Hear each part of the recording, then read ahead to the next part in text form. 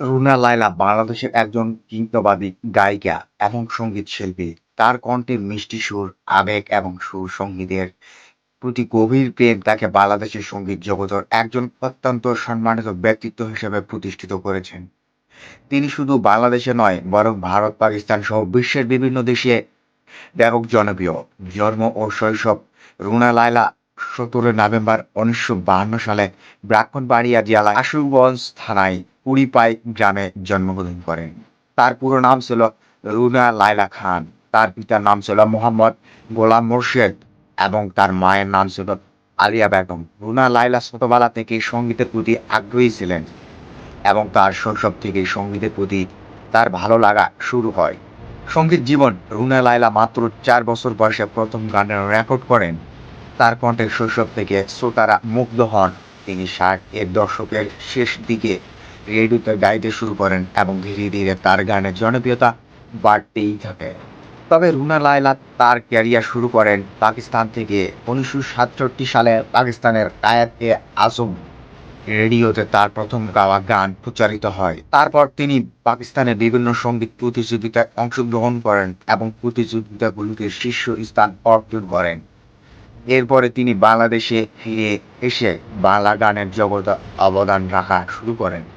সঙ্গীতের সফলতা: রুনা লায়লা তার গানের ক্যারিয়ারে অনেক বিখ্যাত গান উপহার দিয়েছেন। তার গাওয়া গানগুলো আজও বাংলাদেশের শ্রোতাদের কাছে অত্যন্ত জনপ্রিয়। তার সঙ্গীতের ধারা ছিল মূলত রোমান্টিক, লোকগান, ভিন্নধর্মী সঙ্গীত এবং আধুনিক সঙ্গীত।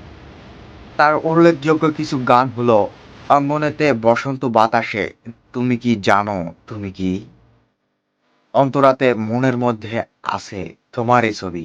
রুনা লায়লা শুধুমাত্র বাংলা গানই গাহিনী, তিনি উর্দু, হিন্দি, পাঞ্জাবি সহ বিভিন্ন ভাষায় গান গেয়েছেন। পাকিস্তান, ভারত এবং বাংলাদেশের প্রখ্যাত সঙ্গীত পরিচালকদের সাথে তিনি কাজ করেছেন। তার গাওয়া গানের সুর এবং সঙ্গীত পরিচালনা বিশেষভাবে প্রশংসিত হয়েছে।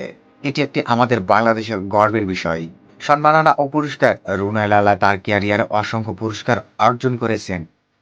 এর মধ্যে উল্লেখযোগ্য বাংলাদেশের শিল্পকলা একাডেমি পুরস্কার, জাতীয় চলচ্চিত্র পুরস্কার, নোবেল গানে অবদানের জন্য পুরস্কার।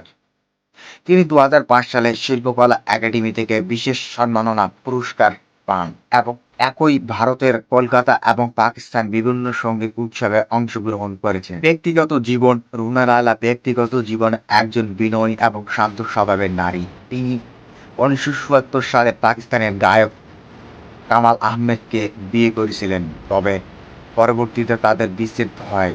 এরপর তিনি ১৯৮৪ সালে বাংলাদেশের গায়ক উত্তম কুমারকে বিয়ে করেন, তারা জীবনসঙ্গী। আজও রুনা লায়লা তার সঙ্গীত ক্যারিয়ারে কৃত্রিম সক্রিয় রয়েছেন, যে কনসার্টে এবং টেলিভিশনের শোতে অংশগ্রহণ করেন। তার কণ্ঠে সুর এবং সঙ্গীতে যে ভালোবাসা এবং আবেগ ফুটে উঠেছে তা এখনো শ্রোতাদের মনে জীবন্ত হয়ে থাকে। শেষ কথা, রুনা লায়লা তার জীবনের অনেকটা সময় ধরে সঙ্গীতের প্রতি ভালোবাসা আর শ্রদ্ধা নিয়ে সঙ্গীতের জগতে নানা দিক অন্বেষণ করেছেন। তার অসাধারণ কণ্ঠ এবং মিষ্টি সুরের জন্য তিনি বাংলা সঙ্গীতের এক কিংবদন্তি।